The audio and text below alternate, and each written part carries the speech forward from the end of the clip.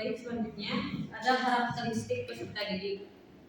Di sini ada beberapa karakteristik atau mungkin disebut dengan ciri-ciri karakteristik menurut pandangan pendidikan Islam. Nah, yang pertama ada iman dan takwa, yang dimana iman dan takwa ini tentunya dimiliki gitu oleh seorang peserta didik tersebut. Itu harus tentunya harus dimiliki gitu ya, karena dengan adanya iman dan takwa gitu, di takwa tersebut ya peserta didik akan bisa menjalankan atau bisa melakukan kehidupan sehari-harinya gitu sesuai dengan ajaran Islam itu sendiri gitu. Nah, yang kedua ada disiplin. Disiplin di sini tentu kita tahu gitu disiplin seperti apa gitu bagi seorang peserta didik tersebut gitu. Misalkan baik itu disiplin dengan waktu atau misal disiplin dengan aturan-aturan gitu ya, atau dan yang lainnya gitu, yang dimana peserta didik tersebut tuh harus bisa mematuhi gitu dalam artian mematuhi gitu aturan-aturan yang ada gitu, atau ya aturan-aturan gitu ya, baik itu waktu, baik itu perilaku atau dan yang lainnya. Nah, yang ketiga ada akhlak. Nah, akhlak tentu kita seorang peserta didik harus bisa mempunyai ciri tersebut gitu, akhlak yang dimana akhlak ini itu merupakan salah satu hal yang nantinya itu proses pembelajarannya pun akan baik gitu, akan nyaman gitu, karena dengan akhlak tersebut gitu akhlak tersebut itu bisa menjadikan seseorang dalam berperilaku baik gitu, berperilaku baik kepada sesama manusia gitu. Nah, lalu ada pengetahuan gitu, baik pengetahuan agama, baik itu pengetahuan umum gitu, yang dimana peserta didik tersebut harus bisa mempunyai pengetahuan dalam artian memahami gitu apa yang telah dipelajari gitu. Maksudnya bisa memahami atau bisa mengetahui materi atau pengetahuan yang telah disampaikan oleh pendidik tersebut gitu. Dan yang terakhir ada kemandirian.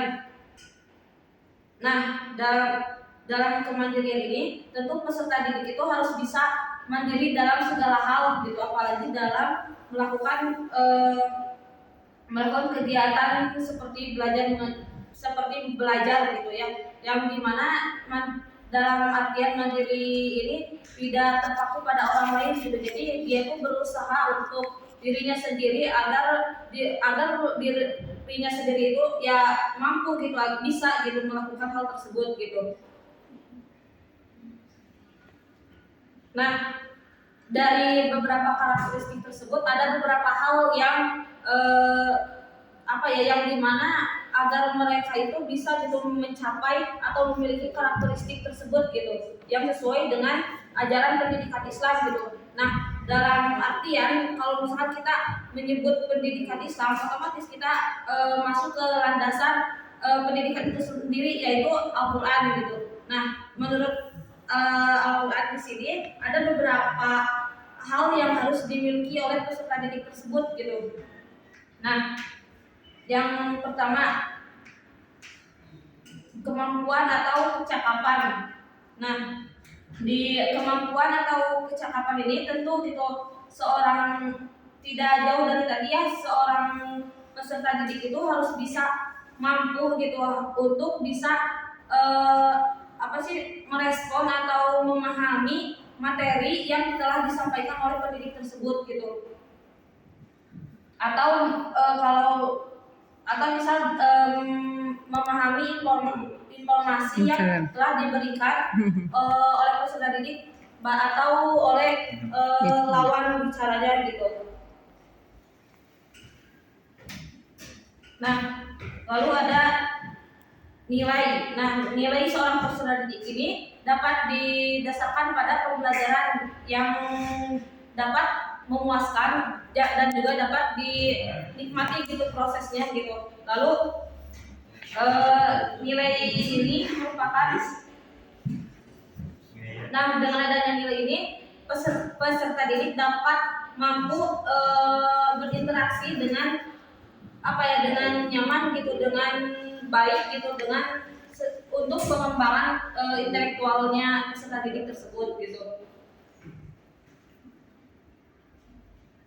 Nah, lalu yang ketiga ada sikap. Sikap ini merupakan hal yang baik gitu ya, tidak jauh dari tadi akhlak gitu ya. Sikap yang dapat menguntungkan gitu, baik bagi dirinya maupun bagi orang lain gitu. Yang dimana ya sikap ini harus, seorang peserta didik itu harus bisa mempunyai sikap yang baik tadi gitu ya, yang sesuai dengan apa yang harus dilakukan oleh peserta didik tersebut gitu.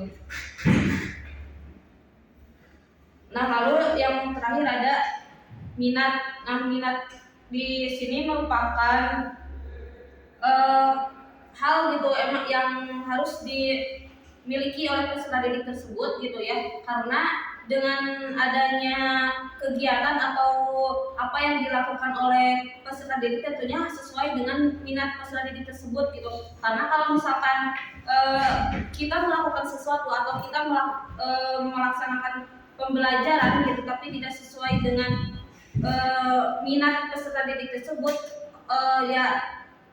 tidak mungkin gitu ya, peserta didik tersebut itu tidak dapat memahami apa yang telah disampaikan oleh pendidik tersebut gitu. Maka dari itu minat ini tuh hal yang harus dimiliki oleh peserta didik tersebut gitu, agar apa yang dilakukan, apa yang dikerjakannya itu dapat dia miliki gitu, sesuai dengan atau dapat dia pahami itu sesuai dengan kehendaknya gitu, atau sesuai dengan minatnya itu sendiri.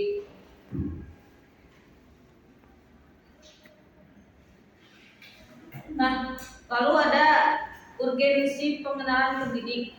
Nah, di sini ada dalam artiannya urgensi pengenalan peserta didik itu, seorang pendidik itu harus bisa mengenal atau bisa mengetahui gitu dari karakteristik atau misal dari dari karakteristik peserta didik itu sendiri gitu ya. Nah, yang dimana tujuannya itu atau urgensinya itu yang ada beberapa hal gitu ya, yang emang ada beberapa hal gitu yang dapat menjadi urgensi gitu bagi peserta didik untuk bagi pendidik mengenal atau mengetahui karakteristik peserta didik itu sendiri. Nah, yang sendiri ada membangun hubungan antara pendidik dan peserta didik untuk lebih saling mengenal satu sama lain. Nah, ini gitu ya fungsinya gitu, tujuannya gitu, pendidik lebih mengenal peserta didik itu, yang yaitu untuk lebih mendekatkan hubungannya gitu ya, untuk lebih mengenal satu sama lain gitu, agar nantinya tidak ada kecanggungan atau misalkan tidak ada kecanggungan itu bagi peserta didik untuk bisa berinteraksi atau bisa menanyakan hal-hal yang akan ditanyakan kepada pendidik tersebut gitu. Oleh karena itu hubungan antara pendidik dan peserta didik itu ya sangat penting gitu. Nah, yang kedua ada seorang pendidik akan dapat memberi harapan yang realistis terhadap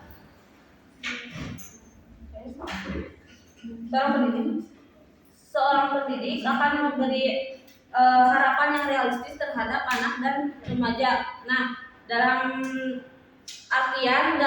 poin ini, jadi seorang pendidik itu harus bisa memahami peserta didik tersebut gitu, baik dari karakteristiknya ataupun dari hal yang lainnya gitu, yang dimana dengan pengenalan tersebut gitu, seorang pendidik akan lebih mudah gitu memberi hal atau pengajaran yang akan diberikan kepada peserta didik tersebut gitu. Nah, lalu ada pendidik akan lebih mudah dan dalam memberikan respon yang tepat terhadap perilaku tertentu kepada seorang anak. Nah, tidak jauh dari poin yang sebelumnya gitu ya, pendidik itu akan akan lebih mudah gitu dalam memberikan respon atau memberikan respon gitu terhadap peserta didik tersebut gitu ya, agar apa ya, respon dari peserta didik itu sendiri dapat bisa apa ya, dapat langsung memahaminya secara baik gitu dari pendidik tersebut gitu. Nah, yang terakhir ada pendidik akan lebih mudah dalam memberikan bimbingan belajar yang tepat pada peserta didik. Nah, ini sudah jelas gitu, jika misalkan seorang pendidik sudah mengenal karakteristik atau apapun itu dari peserta didiknya, maka akan lebih mudah gitu dalam memberikan bimbingannya, misal memberikan materinya, lalu bagaimana metode yang akan dilakukan di proses pembelajaran itu gitu, dan yang lainnya gitu ya. Pendidik akan lebih mudah karena pendidik tersebut itu juga karena udah mengetahui gitu, udah mengenal karakteristik dari peserta didik itu sendiri gitu.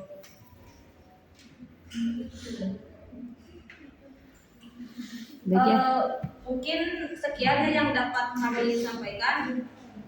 Kurang lebihnya mohon maaf. Mungkin dilanjut ke kelompok selanjutnya. Ya.